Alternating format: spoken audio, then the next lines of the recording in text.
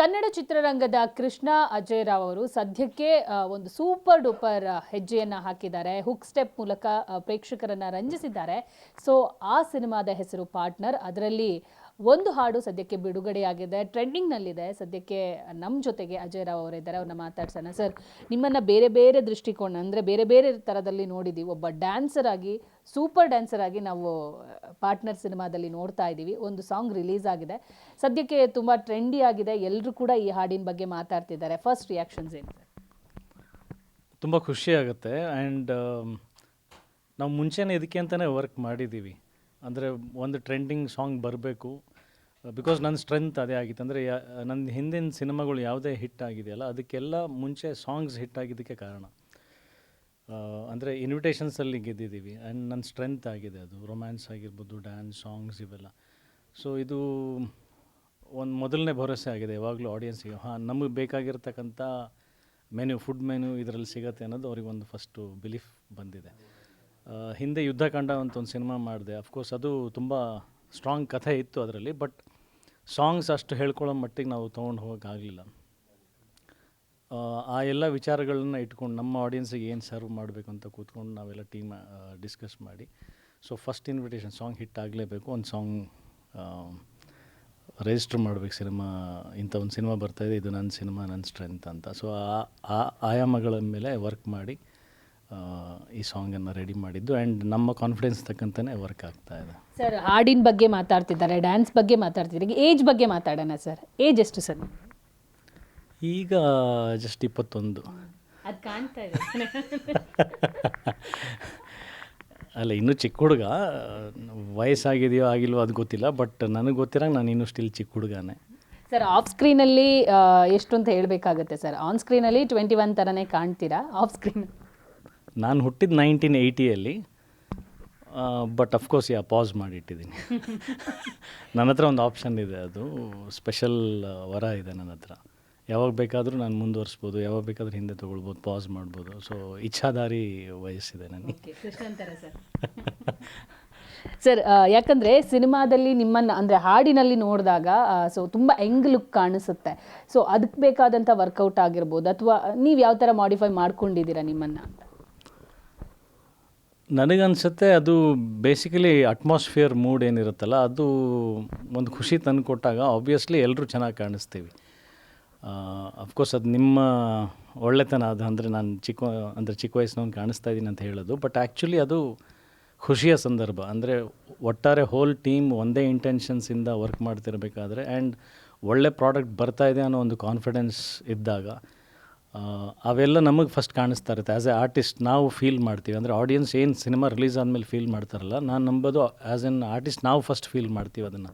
Until and unless ಆ vibes ನಮಗೆ ಬರೋವರೆಗೂ ಆಡಿಯನ್ಸಿಗೆ ಬರೋಲ್ಲ. ಸೊ ನಾವು ಅದನ್ನು ಸಂಪೂರ್ಣವಾಗಿ ಎಂಜಾಯ್ ಮಾಡ್ತಾಯಿದ್ದೀವಿ. ಆ ಸಾಂಗ್ ಚೆನ್ನಾಗಿ ಬಂದಿದೆ, ಡೈರೆಕ್ಟರ್ ಚೆನ್ನಾಗಿದ್ದಾರೆ, ಪ್ರೊಡ್ಯೂಸರ್ ಚೆನ್ನಾಗಿದ್ದಾರೆ, ಹೀರೋಯಿನ್ ಚೆನ್ನಾಗಿದ್ದಾರೆ. ಹೀರೋಯಿನ್ ಅಷ್ಟೇ, ಅಂದರೆ ನಾವೇನು ಮಾಡ್ತಿದ್ದೀವಿ ನಮಗಿಂತ ಚೆನ್ನಾಗಿ ಅವರು ಮಾಡ್ತಾಯಿದ್ದಾರೆ, ಚೆನ್ನಾಗಿ ಕಾಣ್ತಾ ಇದ್ದಾರೆ. ಪೇರು ಕೂಡ ಚೆನ್ನಾಗಿ ಕಾಣಿಸ್ತದೆ. ಎಲ್ಲ ರೀತಿಯಿಂದ ಕಾಸ್ಟ್ಯೂಮ್ಸ್ ಚೆನ್ನಾಗಿದೆ, ಕೊರಿಯೋಗ್ರಾಫರ್ದು ಮೂಮೆಂಟ್ಸ್ ಚೆನ್ನಾಗಿದೆ, ಕ್ಯಾಮ್ರಾ ವರ್ಕ್ ಚೆನ್ನಾಗಿದೆ, ಎಲ್ಲ. ಅಂದರೆ ಒಟ್ಟಾರೆ ಅಟ್ಮಾಸ್ಫಿಯರ್ ಲೈವ್ಲಿ ಆಗಿರೋದಕ್ಕೆ ಅಷ್ಟು ಚೆನ್ನಾಗಿ ಕಾಣಿಸ್ತಾ ಇದ್ದೀವಿ, ಅಷ್ಟೇ ಸೀಕ್ರೆಟ್. ಸರ್, ಒಂದು ಕಡೆ ನಾವು ಹಾಡುಗಳನ್ನು ಅಬ್ಸರ್ವ್ ಮಾಡಿದರೆ ಹುಕ್ ಸ್ಟೆಪ್ ಸದ್ಯಕ್ಕೆ ಟ್ರೆಂಡ್ ಆಗ್ತಾ ಇದೆ. ಸಾಂಗ್ ರಿಲೀಸ್ ಆದ ತಕ್ಷಣವೇ ಅದ್ರ ಬಗ್ಗೆ ರೀಲ್ ಮಾಡೋಕ್ಕೆ ಅಥವಾ ಅದ್ರ ಬಗ್ಗೆ ಮಾತಾಡೋಕ್ಕೆ ಶುರು ಮಾಡ್ಕೊಂಡಿದ್ದಾರೆ. ಸೊ ಒಂದು ಸಿನಿಮಾದ ಇನ್ವಿಟೇಷನ್ ಕಾರ್ಡೇ ಹಾಡು, ಅದರ ಹುಕ್ ಸ್ಟೆಪ್ಗಳೀಗ ಟ್ರೆಂಡ್ ಆಗ್ತಿದೆ ಅಂದಾಗ ನಿಮಗೆ ಕಾನ್ಫಿಡೆಂಟ್ ಎಷ್ಟು ಹೆಚ್ಚಾಗ್ತಾ ಇದೆ ಅಂತ ಹೇಳಿ? ಅಲ್ಲ, ಮುಂಚೆನೇ ಕಾನ್ಫಿಡೆನ್ಸ್ ಇತ್ತು ಅಂತ ನಾನು ಹೇಳ್ತಾ ಇದ್ದೀನಲ್ಲ. ಆ ಕಾನ್ಫಿಡೆನ್ಸ್ ಅಂದರೆ ಹಿಂಗೆ ಮಾಡಬೇಕು ಅಂತ ಒಂದು ಉದ್ದೇಶದಿಂದ ವರ್ಕ್ ಮಾಡಿರ್ತೀವಿ. ಇವಾಗ ನಿಮ್ಮದೊಂದು ಕನಸಿನ ಮನೆ ಇರುತ್ತೆ, ನನ್ನ ಮನೆ ಹಿಂಗೆ ಕಟ್ಟಬೇಕು ಅಂತ.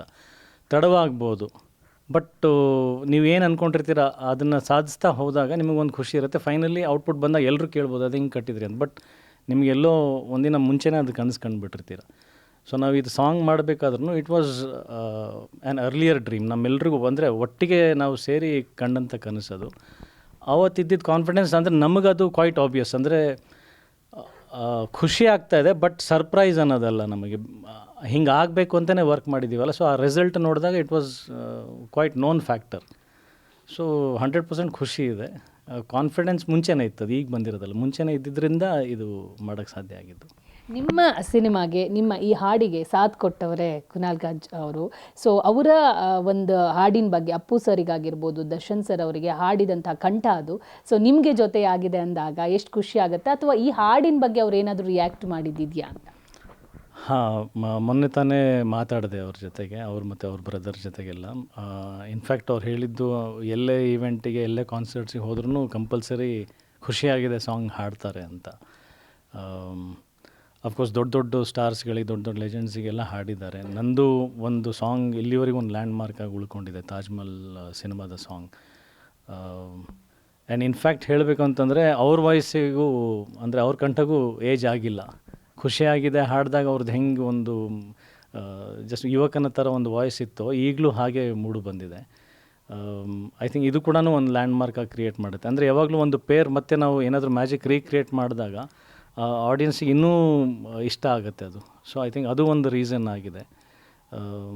ಇನ್ನು ಮುಂದೆ ಗೊತ್ತಿಲ್ಲ, ಮತ್ತೆ ಈ ಥರದ್ದು ಒನ್ ಮೋರ್ ಮ್ಯಾಜಿಕಲ್ ಸಾಂಗ್ ಬಂದಾಗ ಡೆಫಿನೆಟ್ಲಿ ಅಗೇನ್ ರೀಕ್ರಿಯೇಟ್ ಮಾಡೋಕ್ಕೆ ಟ್ರೈ ಮಾಡ್ತೀವಿ. ನಾಗಾರ್ಜುನ ಶರ್ಮಾ ಅವರ ಒಂದು ಕೈ ಬರಹ ಆಗಿರ್ಬೋದು, ಅವರ ಸಾಹಿತ್ಯ ಆಗಿರ್ಬೋದು, ಮ್ಯೂಸಿಕ್ ಮೋಡಿ ಆಗಿರ್ಬೋದು, ತುಂಬ ಚೆನ್ನಾಗಿ ವರ್ಕೌಟ್ ಆಗುತ್ತೆ ಅಂತ ವರ್ಕೌಟ್ ಆಗಿದೆ ಅನಿಸುತ್ತೆ.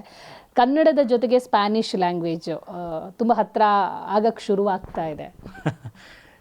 ಅದು ಒಂದು best part of the song. Stylish ಆಗಿ ಕೆಲವೊಂದು ಏನಂತೆ ನಾವು ಕೆಲವೊಂದು ಫುಡ್ ಮೇಲೆ ಡ್ರೆಸ್ಸಿಂಗ್ ಮಾಡ್ತೀವಿ ಗೊತ್ತಾ, ಅದು ನೋಡೋದಕ್ಕೆ ಅದೊಂದು ಬೇರೆಯೇ ಚೆಂದ ಕೊಡುತ್ತೆ, ಅದನ್ನ ತಿನ್ನಬೇಕಂತ ಅನಿಸುತ್ತೆ. ಸೊ ಹಾಗೆ ಈ ಸಾಂಗಿಗೆ ಒಂದು ಎಕ್ಸ್ಟ್ರಾ ಪೆಪ್ ಕೊಟ್ಟಿದೆ, ಅದೊಂದು ಫ್ಲೇವರ್ ಸ್ಪ್ಯಾನಿಷ್ ವರ್ಡ್ಸ್ ಅಲ್ಲಲ್ಲಿ ಆ್ಯಡ್ ಮಾಡಿದ್ದು. ಅದೇ ಆ್ಯಕ್ಚುಲಿ ಫಸ್ಟ್ ನಮಗೂ ಅಟ್ರ್ಯಾಕ್ಟ್ ಆಗಿದ್ದು, ನಮಗೂ ಖುಷಿ ಕೊಡಿಸಿದ್ದದು. ಸೊ ಐ ಥಿಂಕ್ ಅದೊಂದು ಲಿರಿಸಿಸ್ಟು ಒಂದು ಇನೋವೇಟಿವ್ ಐಡಿಯಾ. ಅವರು ಏನಾದರೂ ಒಂದು ಹೊಸದು ಮಾಡಬೇಕು ಅನ್ನೋದು ಅವರು ನಮಗೆ ಒಂದು ಕಾಂಟ್ರಿಬ್ಯೂಷನ್ ಕೊಟ್ಟಿರ್ತಕ್ಕಂಥದ್ದು. ಎಲ್ಲರೂ ಅದನ್ನು ಅಂದರೆ ಆ ಪದದ ಅರ್ಥಗಳು ಹುಡುಕ್ತಾ ಇದ್ದಾರೆ, ಎಲ್ಲರೂ ಗೂಗಲಿಗೆ ಹೋಗಿ ಇದೇನಂತ ಕೇಳ್ತಾ ಇದ್ದಾರೆ, ನಮಗೆ ಸಿಗ್ದಾಗ ಕೇಳ್ತಾ ಇದ್ದಾರೆ. So it has worked. ಎಲ್ಲ ಆಸ್ಪೆಕ್ಟ್ಸ್ ಏನೇನು ಯೋಚನೆ ಮಾಡಿದ್ದೀವಿ ಎಲ್ಲನೂ ವರ್ಕ್ ಆಗಿದೆ. So thanks to Nagarjuna Sharma. ಅಂದರೆ ಇನ್ನು ಮುಂದೆ ಈ ಹಾಡು ಬಿಡುಗಡೆ ಆಗಿದೆ, ಸೊ ಇನ್ನು ಮುಂದೆ ಯಾರು ಐ ಲವ್ ಯು ಅನ್ನಲ್ಲ ಅನಿಸುತ್ತೆ.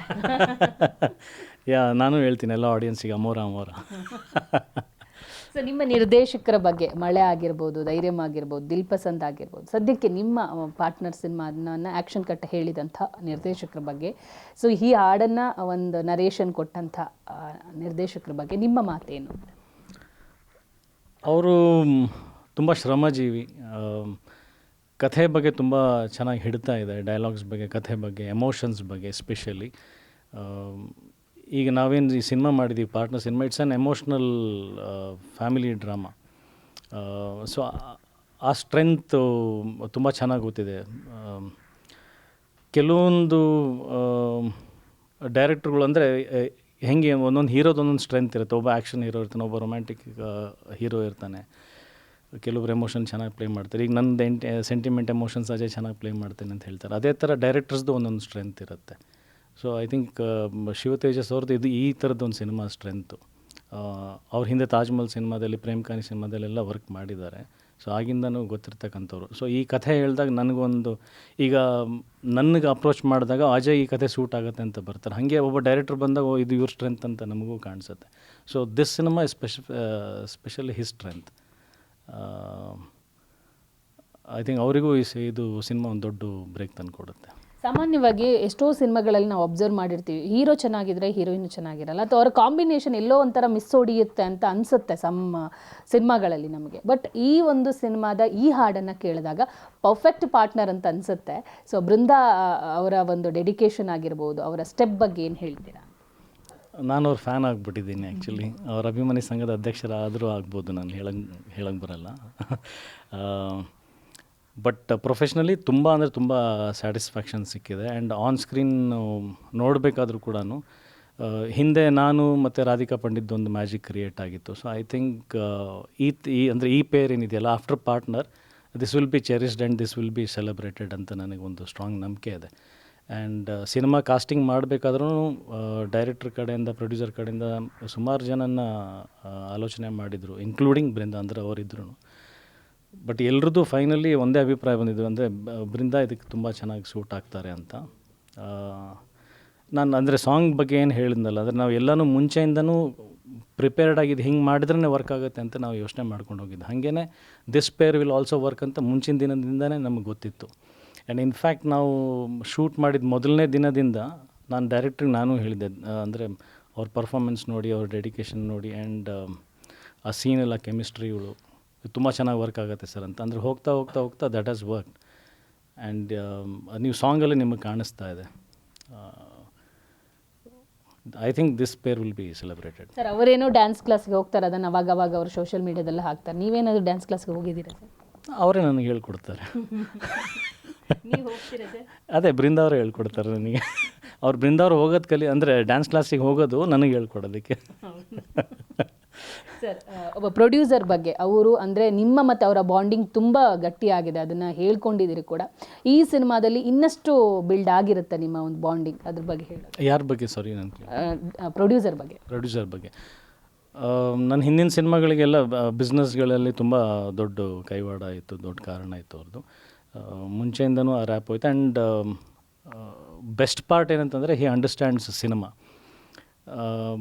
ಕೆಲವೊಂದು ನಿರ್ಮಾಪಕರಿಗೆ ನಾವು ಇದನ್ನು ಯಾಕೆ ಮಾಡಬೇಕು, ಹೇಗೆ ಮಾಡಬೇಕು, ಕೆಲವೊಂದು ಸಲ ನಾವು ಅದನ್ನು ತಿಳಿಸಿ ಹೇಳಬೇಕಾಗ್ತಾ ಇರುತ್ತೆ. ಕೆಲವೊಂದು ಪ್ರಯತ್ನಗಳಲ್ಲಿ ನಾವು ವಿಫಲರಾಗಿರ್ತೀವಿ. ಕೆಲವೊಂದು ಸಲ ಜೋಶಲ್ಲಿ ಏನೋ ಎಕ್ಸ್ಟ್ರಾ ಮಾಡೋಕ್ಕೆ ಹೋಗ್ತಾರೆ, ಅತಿಯಾಗಿಯೂ ಪ್ರಾಬ್ಲಮ್ ಆಗುತ್ತೆ, ಕಡಿಮೆ ಮಾಡಿದಾಗೂ ಪ್ರಾಬ್ಲಮ್ ಆಗುತ್ತೆ. ಬಟ್ ಇಲ್ಲಿ ಸಿನಿಮಾದ ಲಿಮಿಟೇಷನ್ಸ್ ಏನು ಮಾಡಿದರೆ ವರ್ಕ್ ಆಗುತ್ತೆ, ಇಷ್ಟು ಮಾಡಿದರೆ ಸಾಕು, ಇನ್ನೂ ಹೆಚ್ಚು ಮಾಡಬೇಕು, ಇವೆಲ್ಲ ನಾವು ಏನೇ ಚರ್ಚೆಗಳು ಮಾಡಿದರೆ ಅದನ್ನು ಅದೇ ವೇವ್ ಲೆಂತಲ್ಲಿ ಅರ್ಥ ಮಾಡ್ಕೊಳ್ಳೋಂಥ ಪ್ರೊಡ್ಯೂಸರ್ ಮುಂಚೆಯಿಂದನೂ ಗೊತ್ತಿರೋದ್ರಿಂದ.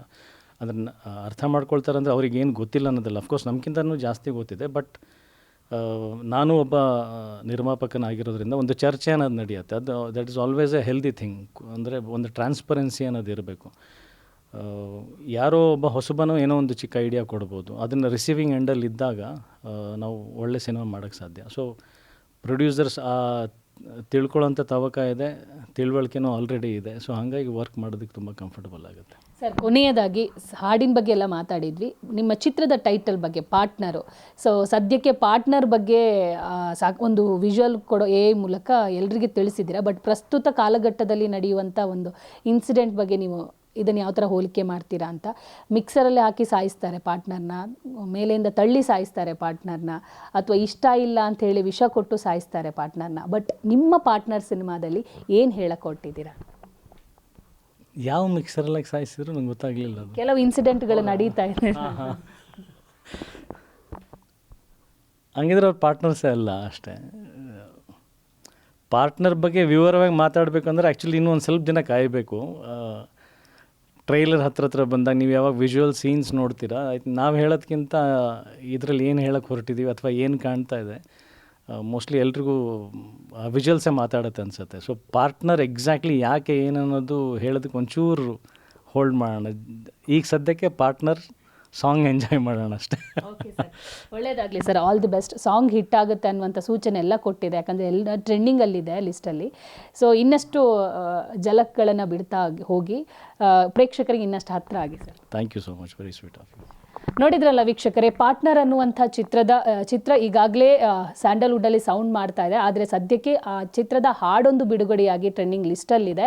ಪ್ರತಿಯೊಬ್ಬರು ಕೂಡ ಈ ಸಿನಿಮಾದ ಹಾಡನ್ನು ಎಂಜಾಯ್ ಮಾಡ್ತಾ ಇದ್ದಾರೆ. ಮುಂದಿನ ದಿವಸಗಳಲ್ಲಿ ಈ ಸಿನಿಮಾ ಯಾವ ಮಟ್ಟಕ್ಕೆ ಬಂದು ತಲುಪುತ್ತೆ ಅನ್ನೋದನ್ನು ಕಾದು ನೋಡಬೇಕು. ಕ್ಯಾಮರಾ ಪರ್ಸನ್ ಧನಂಜಯ್ ಜೊತೆಗೆ ದೀಪಿಕಾ, ಪವರ್ ಟಿವಿ, ಬೆಂಗಳೂರು.